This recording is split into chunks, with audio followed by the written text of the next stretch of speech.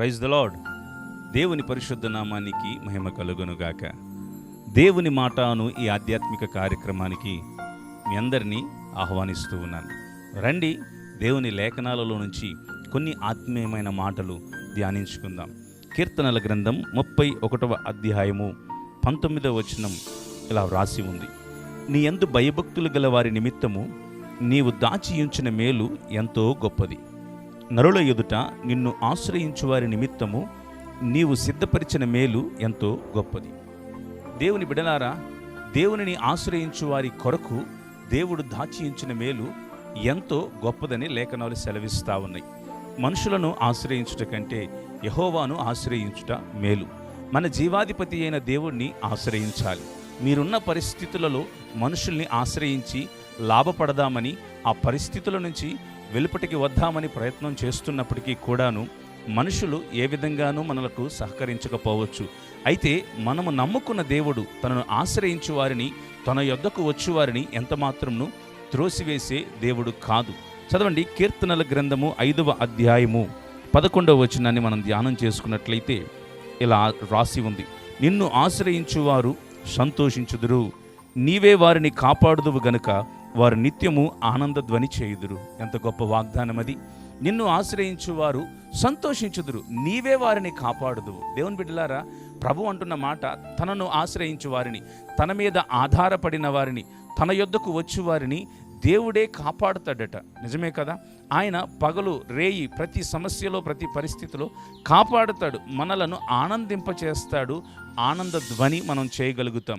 యాయీరు తన కుమార్తె చనిపోయినప్పుడు ప్రభు అయిన యేసుక్రీస్తుని ఆశ్రయించినప్పుడు ఆ యాయీరు కుమార్తె బ్రతకటాన్ని మనము చూసాం.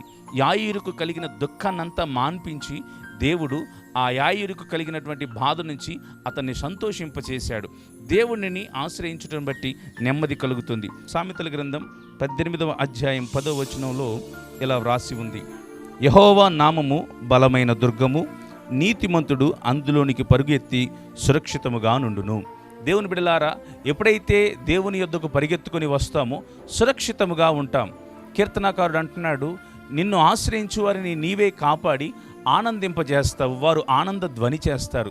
సామెతల్లో మనం చూసినట్లయితే సురక్షితముగా ఉంటారు. కాబట్టి ఆనందింపజేయువాడు ఆయనే, సురక్షితముగా నివసింపచేయగలిగిన దేవుడు ఆయనే, ఆయనే మనల్ని కాపాడు దేవుడు గనుక మీరు దేవుణ్ణి ఆశ్రయించండి. ప్రతి పరిస్థితిలో, ప్రతి కష్టంలో మనుషుల వైపు చూడటం కంటే యెహోవా వైపు తిరిగి మీ ప్రార్థనలు, మీ విజ్ఞాపనలు, మీ యాచనలు ప్రభువుకి తెలియపరిచినట్లయితే ఖచ్చితంగా దేవుడు మిమ్మల్ని ఆనందింపచేస్తాడు. ఆయనే మిమ్మల్ని కాపాడుతాడు. ఆయనే మీ శోధనలు తప్పిస్తాడు. ఆయనే మిమ్మలను తన రెక్కల చోటున భద్రపరుస్తాడు. గనుక యెహోవాను ఆశ్రయిద్దాం. సంపూర్ణ ఆనంద క్షేమాలతో వర్ధిల్లాలని మిమ్మలను ప్రభు పేరిట దీవిస్తున్నాను. రండి, కండ్లు మూసుకొని ఏకీభవించినట్లయితే ప్రార్థన చేసుకుందాం. కృప కలిగిన మా తండ్రి, మహోన్నతుడా, ఈ ఉదయకాల వేళ నీ బిడ్డల కొరకు ప్రార్థిస్తున్నాం.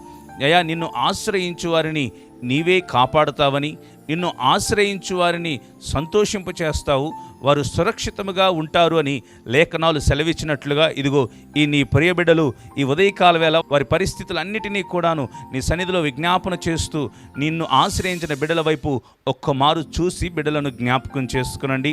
వారిని మీరు కాపాడండి.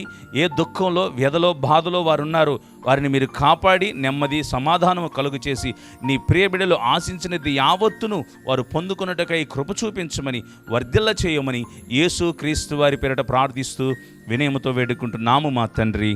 ఆమెన్. ప్రియ దేవుని బిడ్డలారా, మీకు కింద కనబడుతున్న ఫోన్ నెంబర్కి మీ ప్రార్థన అవసరతలను మాకు తెలియపరిచినట్లయితే మెసేజ్ ద్వారా, ఫోన్స్ ద్వారా మేము ఖచ్చితంగా మీ కొరకు ప్రార్థన చేస్తాం. జైన్ 97 అనే యూట్యూబ్ ఛానల్ ద్వారా ఇంకొను అనేక మందికి ఈ వర్తమానాన్ని తెలియపరచండి. మీరు కూడా ఇంకొను సబ్స్క్రైబ్ చేసుకోకపోతే సబ్స్క్రైబ్ చేసి మమ్మల్ని ప్రోత్సహించాల్సిందిగా ప్రభు పేరిట మనవి చేస్తున్నాను. దేవుడు మిమ్మల్ని దీవించునుగాక.